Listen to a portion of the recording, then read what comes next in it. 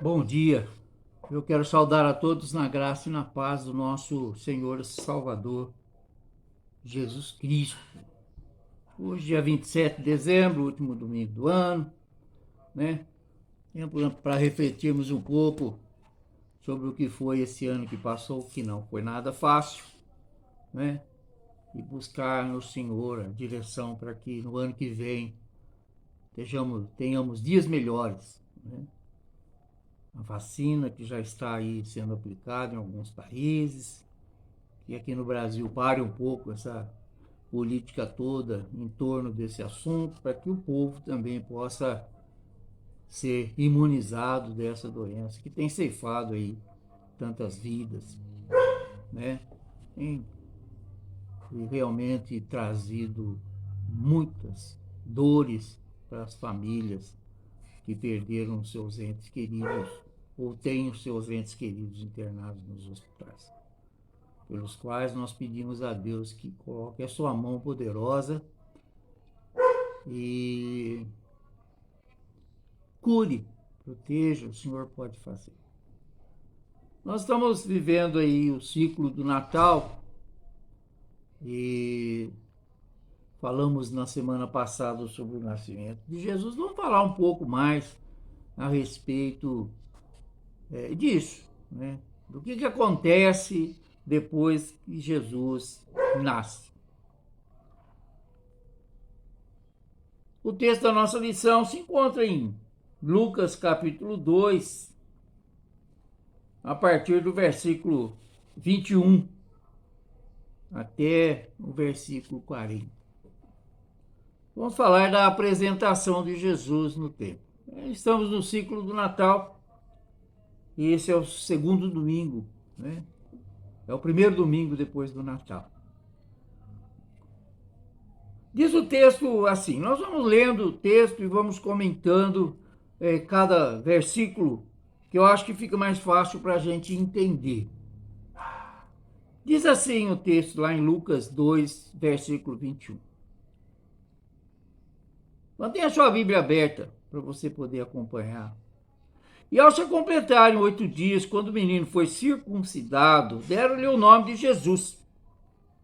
Esse nome tinha sido dado pelo anjo antes de o menino ser concebido. Todo menino judeu era circuncidado. A circuncisão equivale à nossa operação de fimose hoje em dia. Ao fazer isso, José e Maria estavam cumprindo um preceito da lei mosaica, que dizia assim: e no 8º dia se circuncidará ao menino a carne do seu prepúcio. Levítico, capítulo 12, versículo 2. Jesus vem depois confirmar essa necessidade quando afirma: eu não vim para revogar a lei, mas para cumpri-la. Essa circunstância era absolutamente necessária para que Jesus pudesse ensinar como mestre em Israel. Era como se fosse o ingresso do menino dentro da comunidade judaica, a circuncisão. O nome Jesus, que o anjo disse para Maria que colocasse no menino, significa Salvador ou Jeová salva. É o mesmo nome Josué no Antigo Testamento. Em hebraico, Yeshua. Esse nome fala da misericórdia, da graça, do auxílio e da liberdade para o mundo perdido. E foi para isso que Jesus veio. Então, todo nome naquela época tinha o seu significado. E o nome de Jesus significava isso: Jeová salva. Passados os dias da purificação deles, segundo a lei de Moisés, diz o versículo 22 do texto que estamos lendo, levaram-no a Jerusalém para o apresentarem ao Senhor. É dessa prática de levar as crianças a serem apresentadas no templo que muitas igrejas evangélicas, notadamente aquelas que não batizam as crianças, fazem ao apresentar as crianças no templo, não é? Então, logo que a criança nasce, ela é apresentada no templo, porque algumas igrejas, né, batizam a criança quando ela completa 12 anos. Eu fui batizado assim com 12 anos. É interessante o evangelista Lucas escrever purificação deles, porque na verdade somente a mulher se tornava impura ao dar à luz. Diz lá em Levítico 12, versículo 4, depois, né, de ela dar à luz, ela ficará 33 dias, né, a purificar-se no seu sangue. Nenhuma coisa santa tocará, nem entrará no santuário, até que se cumpram os dias da purificação. Então, 33 dias mais 8 da circuncisão do menino, eram 40 dias que a mulher ficava impura e tinha que se apresentar no templo para a purificação. Então diz o texto lá em Lucas, que nós estamos lendo, passados os dias da purificação dele, segundo a lei de Moisés, levaram o menino a Jerusalém para apresentar ao Senhor, conforme o que está escrito na lei do Senhor. Todo primogênito será consagrado ao Senhor. E também foram para oferecer um sacrifício, segundo o que está escrito na referida lei, um par de rolinhas ou 2 pombinhos. Essa oferta, um par de rolinhos ou 2 pombinhos, era a oferta dos pobres, mostrando mais uma vez que o Messias esperado nasceu humilde, em uma família humilde. Mas se as suas posses não lhe permitirem trazer um cordeiro, então a mulher trará 2 rolinhas ou 2 pombinhos, um para o holocausto e outro para a oferta pelo pecado. Assim o sacerdote fará expiação pela mulher e ela ficará pura. Levítico 12, versículo 8. A pobreza foi a parte de Nosso Senhor sobre a terra, desde a sua infância. Foi amamentado e cuidado como qualquer outro menino por uma mulher pobre. Passou os primeiros 30 anos da sua vida sob o teto de um homem pobre. José, segundo diz a Bíblia, ele era carpinteiro, né? Muito provavelmente Jesus aprendeu a profissão com ele. Em Jerusalém havia um homem chamado Simeão. Esse homem era justo e piedoso e esperava a consolação de Israel. E o Espírito Santo estava sobre ele. Lucas 2, 25. Simeão era justo e piedoso. Não era uma pessoa qualquer. Justo com respeito aos mandamentos de Deus. Ele vivia corretamente. E é piedoso em seu relacionamento com ele, amava o Senhor e era um homem espiritual. Ele era esperançoso, ele esperava a consolação de Israel. Ou seja, a vida do Messias. Era comum entre os homens piedosos da época uma oração que dizia: Deus, conceda que eu possa ver a consolação de Israel. Então, todo mundo esperava a consolação de Israel. Todo Israel esperava isso. Todo Israel esperava se ver livre naquele momento histórico da dominação do Império Romano. Mas Simeão tinha algo mais do que todo Israel. O Espírito Santo estava sobre ele. A consolação que ele esperava era outra. Não era só essa da libertação do povo de Israel. Ela estava muito acima. Era espiritual. Ele tinha recebido uma revelação do Espírito Santo de que não morreria antes de ver o Cristo do Senhor. Lucas 2, 26. Ele estava atento à voz de Deus. Não é? Ele era um homem justo, ele era um homem piedoso, então ele estava atento à voz do Senhor através do Espírito Santo. Então, ele, movido pelo Espírito, ele foi ao templo. Quando os pais trouxeram o menino Jesus para fazerem com ele o que a lei ordenava, Simeão o tomou nos braços e louvou a Deus. Então, ele entendeu quando o Espírito Santo moveu para ir ao templo. Ele entendeu o que é que estava acontecendo.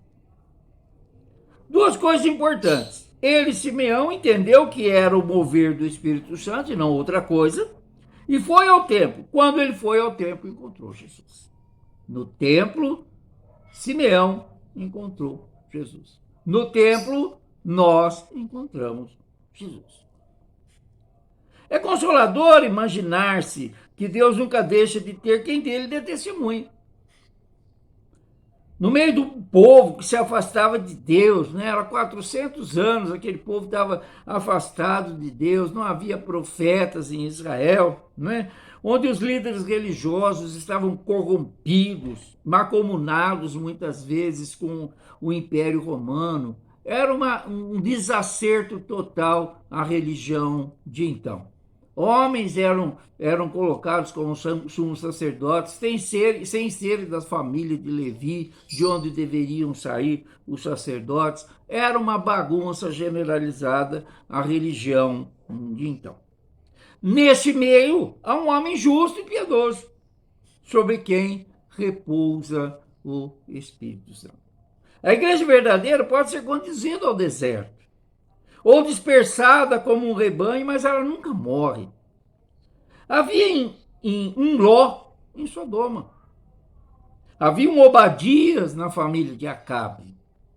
Havia um Daniel na Babilônia. Havia um Jeremias na corte de Sedecias. E nos últimos dias da igreja judaica, quando a iniquidade era enorme, existiam mesmo em Jerusalém homens piedosos como Simeão.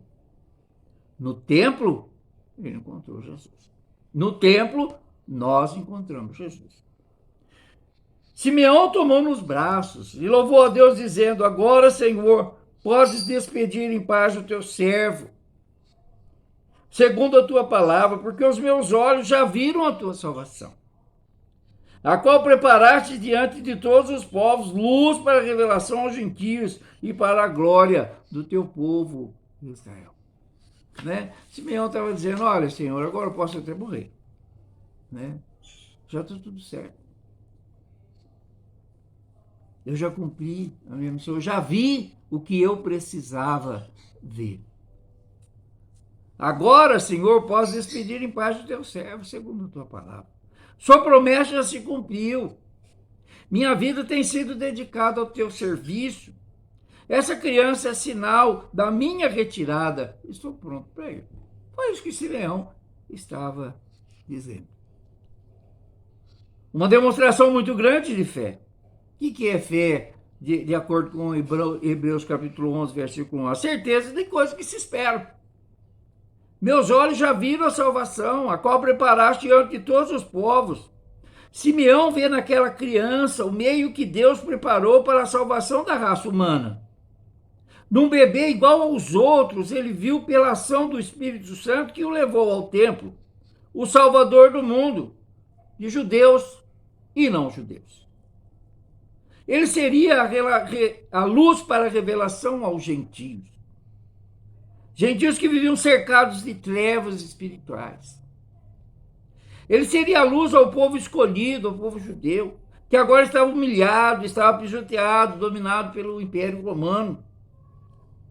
Ele seria a glória do povo de Israel. Pena que os judeus não entenderam isso com a clareza que o Espírito Santo revelou a Simeão.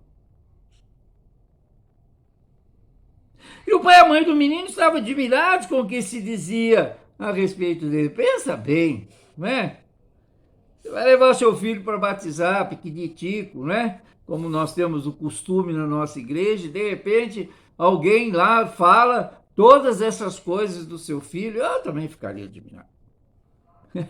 Eu também ficaria encantado, né? Mesmo eles, né, José e Maria, sabendo das promessas feitas pelo anjo a respeito de Jesus, do Jesus que nasceria, a forma como ele nasceria, que ele seria grande e que ele salvaria o povo dos pecados deles. Foi essa a promessa. Mesmo assim, eles ainda ficaram admirados.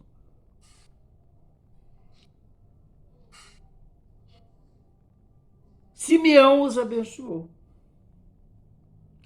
Quem não ficaria admirado mesmo sabendo tudo isso, né? Escreve Lucas que Maria guardava todas essas coisas no seu coração. Eu acho fantástico essa colocação que Lucas faz a respeito de Maria.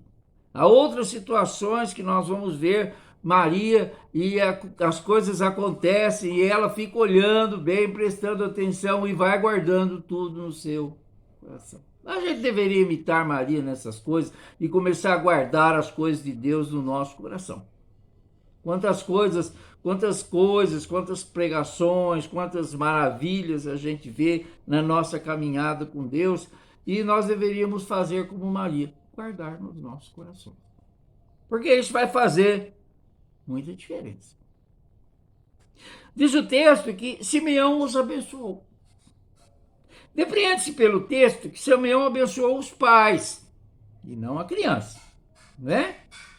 Estavam o pai e a mãe do menino admirados do que ele dizia, e Simeão os abençoou e disse à mãe do menino. Então, Simeão abençoou o pai e a mãe da criança, até porque Jesus, ele era a própria bênção, não é?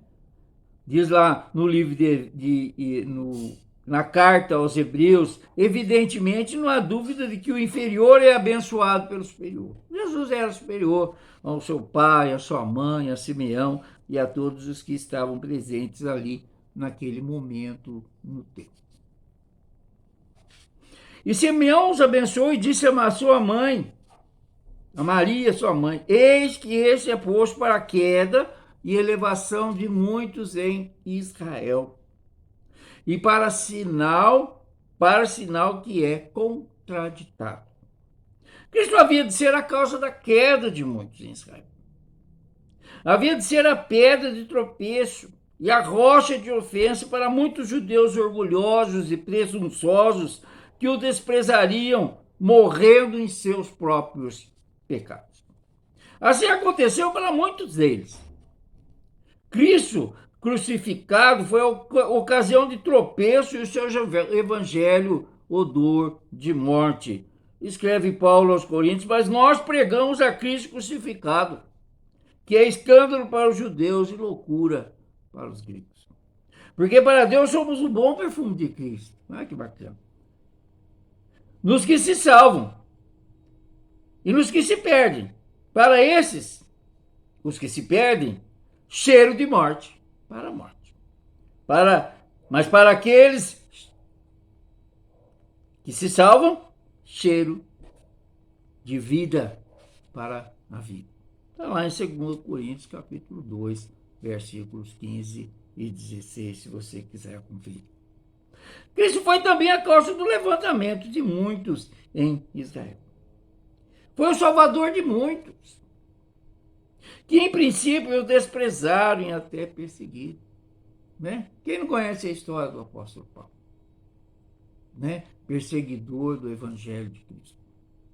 Não porque ele era ruim, mas porque ele tinha convicção de que aquilo ia contra o judaísmo, né? A religião judaica a que ele pertencia. Igual ele, tantos outros que se arrependeram, reconheceram e o aceitaram como seu Senhor e seu Salvador. Todas as quedas por causa de Cristo, como os levantamentos, estão presentes hoje na humanidade pelos mesmos motivos. Né? Quantas pessoas caem diante do Evangelho? Quantas pessoas abandonam o Evangelho? Né? Principalmente quando o Evangelho confronta as suas vidas de pecado. Né? Muitas vezes deixa de ir na igreja porque parece que o pastor está pregando só para mim. E eu vou te falar uma coisa, meu irmão, quando você estiver pensando isso, o pastor está pregando para você sim. Né? Melhor você receber a pregação e olhar para a sua própria vida para ver se você não precisa se adequar àquilo que o pastor está pregando. Simeão os abençoou e disse a Maria, sua mãe: e uma espada transpassará também a sua própria alma, para que se manifestem os pensamentos de muitos corações. A explicação mais clara dessa passagem, né, uma espada transpassará a sua alma, Simeão estava falando para Maria, que uma espada transpassaria a alma de Maria. É que Simeão predisse que Maria havia de sofrer uma angústia tão penetrante no coração como um golpe de uma espada. Isso aconteceu particularmente quando ela se achava ao pé da cruz, vendo seu filho Jesus agonizante. Pensa bem, né? Se não foi mesmo como se uma espada tivesse transpassando a sua alma aquela situação que ela viu. Continuando no texto, aparece uma nova figura agora. A profetisa Ana, né? Nós temos algumas profetisas, né, na Bíblia. Não são muitas, mas nós temos algumas no Velho Testamento, né? Lá no livro de Juízes, e também no Novo Testamento temos algumas profetisas, encontramos isso narrado lá em Atos dos Apóstolos. E estava ali a profetisa Ana, filha de Fanuel, da tribo de Asser. Esta era já avançada em idade, tinha vivido com o marido 7 anos, desde a sua virgindade era viúva de quase 84 anos. E não se afastava do templo servindo a Deus em jejum e orações de noite e de dia. Essa é a melhor qualificação que nós podemos dar para Ana, que estava ali naquele momento. Né? Ela estava lá no templo quando Jesus foi levado para apresentar. E sobrevindo na mesma hora, ela dava graças a Deus e falava dele a todos os que esperavam a redenção de Israel. A sabedoria divina determinou que uma mulher, juntamente com um homem, desse testemunho do nascimento do Messias. Por boca de 2 testemunhas, se havia de proclamar o cumprimento da profecia de Malaquias e que o mensageiro da aliança viera repentinamente ao templo. Não tinha hora marcada, não. Né? Eis que eu envio o meu mensageiro, que preparará o caminho diante de mim, e de repente virá a seu tempo. O Senhor a quem vós buscais, o mensageiro da aliança, a quem vós desejais, eis que ele vem, diz o Senhor dos Exércitos. Está escrito lá em Malaquias, capítulo 3, versículo 1. Ana era uma mulher piedosa, né? Piedosa é aquela pessoa que se dedica mesmo à obra do Senhor. Né? Que está sempre, né? A Celinha costuma dizer, aquelas mulheres piedosas, referindo-se àquelas senhoras que vão à missa todo dia. Que todo dia estão no templo, louvando a Deus. Né? Seu maior prazer, o maior prazer de Ana, era estar nos atos do Senhor, rendendo-lhe graças dia e noite, em jejuns e orações. Nos informa Lucas. Então logo viu, Jesus começou a proclamá-lo a todos os que esperavam a redenção de Israel. Podemos tratá-la como a primeira evangelista. A primeira mulher a proclamar o evangelho da salvação, o nascimento do nosso Senhor e Salvador Jesus Cristo. Ela deve ser tomada como exemplo de vida com Deus e de testemunho de vida com Deus. Esses homens e mulheres que nós mencionamos aqui nesses versículos, residindo em uma cidade perversa, porque Jerusalém era complicado, viviam pela fé e não se deixavam arrastar pelas torrentes de vaidade mundana e de hipocrisia. Criam que o Redentor que havia de vir introduziria no mundo santidade e justiça e que sua principal vitória seria contra o diabo. Nós que estamos aqui e conhecemos o Evangelho, sabemos que foi isso mesmo que aconteceu. Quando Jesus morreu na cruz do Calvário e ele ressuscitou, ele derrotou a morte e derrotou o diabo. Conhecendo toda a história da salvação, como conhecemos, temos a Bíblia, temos os Evangelhos, né? Que foi cumprida na primeira vinda de Jesus. Jesus cumpriu aquilo que ele tinha que fazer. Morreu, né, crucificado e ressuscitou. Procuremos viver como eles, com os olhos no porvir, aguardando a segunda vinda de Cristo, quando então se realizará definitivamente a redenção do mundo. E diz o texto lá no versículo 39, que quando acabaram de cumprir tudo, segundo a lei do Senhor, voltaram a Galiléia para a sua cidade de Nazaré. Por fim, vemos a humanidade de Jesus retratada. Cumpridos os preceitos da lei mosaica, seus pais retornaram para Nazaré, onde Jesus passou toda a sua infância e juventude, vivendo como qualquer um. Imagino que Maria provavelmente deve ter dado um puxão de orelha em Jesus quando ele fazia alguma coisa errada.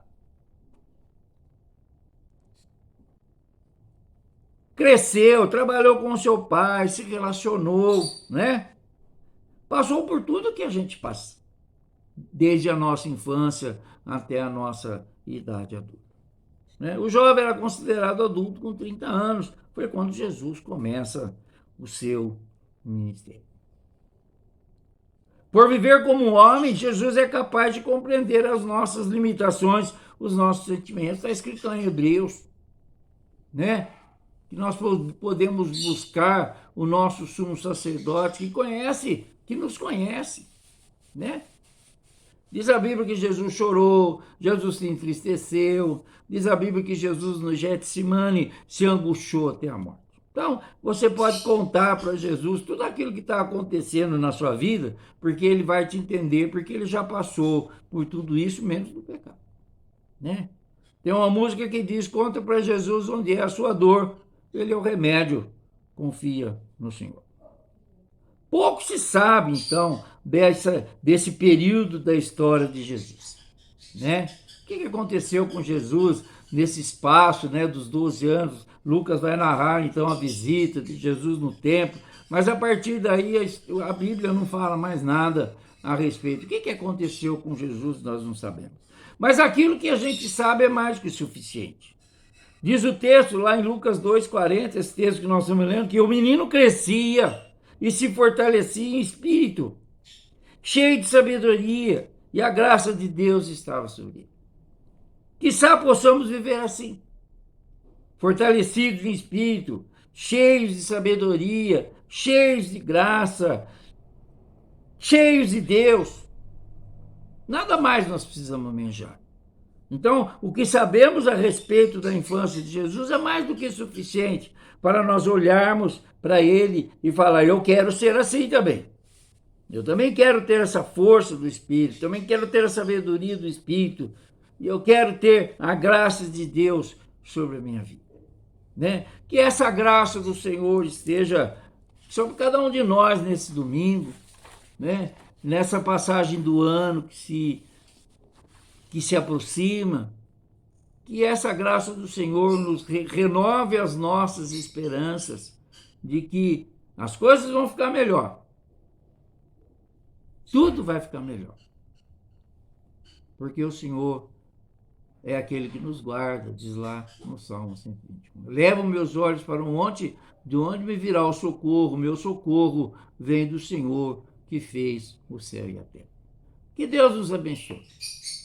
Que Deus nos conceda um ano novo de muita graça, de muita bênção e de muita sabedoria. Em nome de Jesus.